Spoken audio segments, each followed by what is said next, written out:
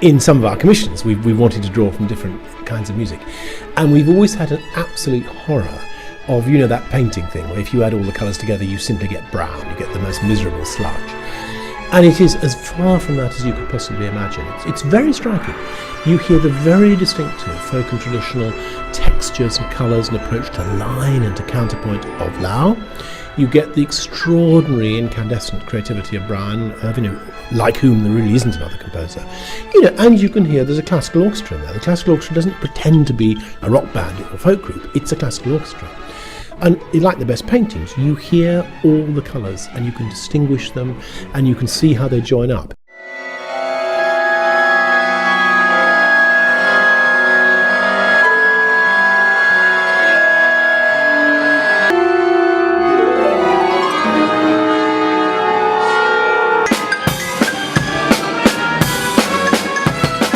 Your instructions to us were write lines that have no time signature and don't repeat and are very long and hard to remember. And in essence, you managed to dismantle everything about traditional music, which is based on dance and repetitive rhythm in one instruction. The title Strange Attractors was about two different kind of forces kind of joining, but not really trying to merge.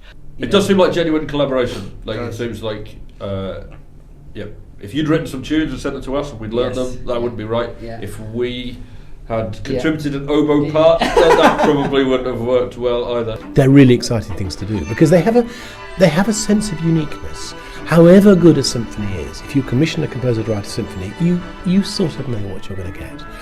But if you commission a composer and, in the case of Lau, a group of extraordinary musicians, to create a project that draws from several different parents, if I can put it like that, you don't know what you're going to get, and what you do know is it's going to be something exciting. I mean, I've just got it written out, but without kind of instinctively, I would go.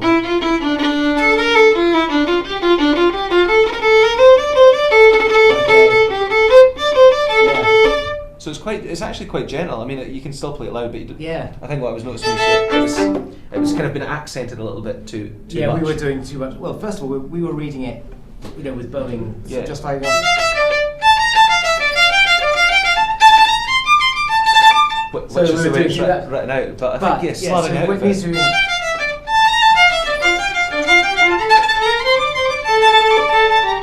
How you do it, but I don't know how you do it exactly. So throughout a lot of my life, pre-Lau, certainly I didn't really think about musical process at all very much. Just a start point and an end point with no music at the start and some music at the end. Brian's suggestion that we sort of extend melodic composition a long way beyond where we would normally stop was a very interesting and useful process.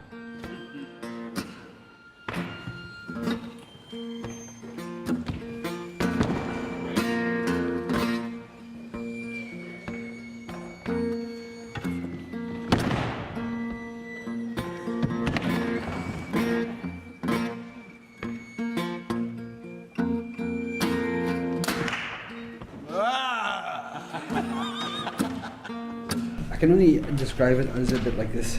It's like you have all these little blocks of tunes and sounds.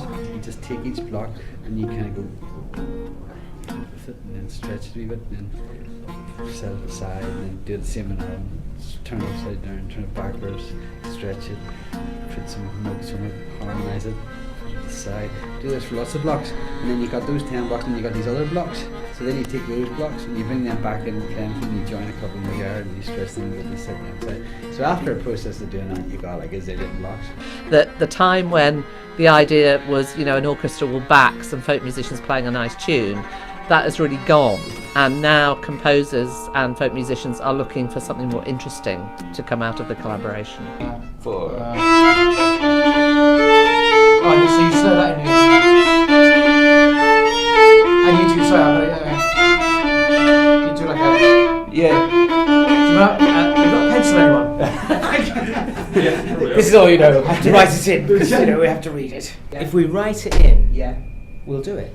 And will that sound the way you want it? Because perfect. I think it would be lovely. We could just quickly write it in. Yeah.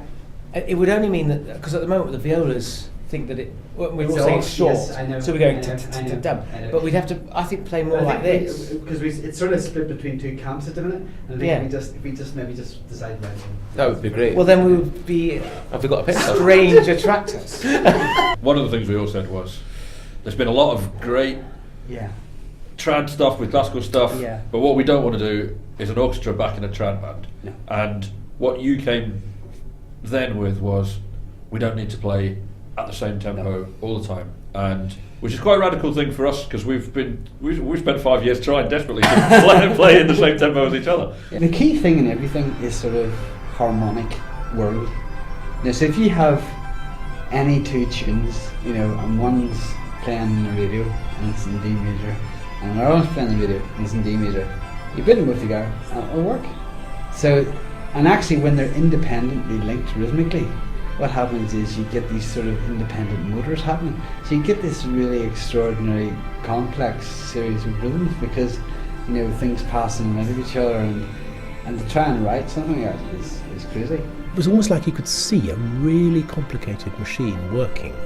And I think it's a physically exciting piece for audience. You know, it's sort of intellectual excitement about being able to see all these different sorts of musical processes going on and hearing all their different colours and shapes and textures. Singing with an orchestra, it's, you know, if you play guitar or something like that, you get quite introspective. You get into all these little voicings of chords. You know, there's 3 notes in that chord, and the next one. And pretty much all in 3 or 4 notes, because that's what you have available. You suddenly find yourself in a situation where there are maybe 40 people playing, you know, maybe twice that number of instances of the various notes in the chord.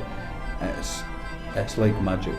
Difficult to describe. Incredible feeling. Any promoter who is interested in not just doing things as they always have been done, particularly in classical music, should be interested in this piece.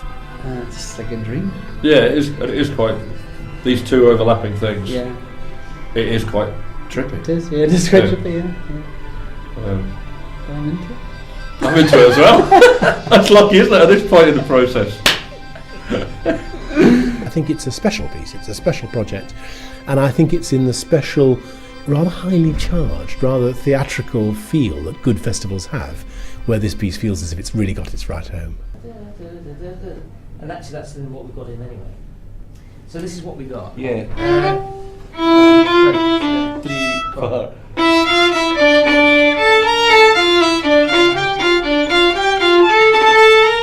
And slowing out of that.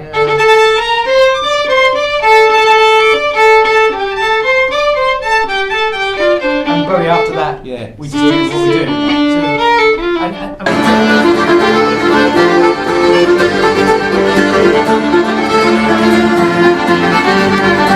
and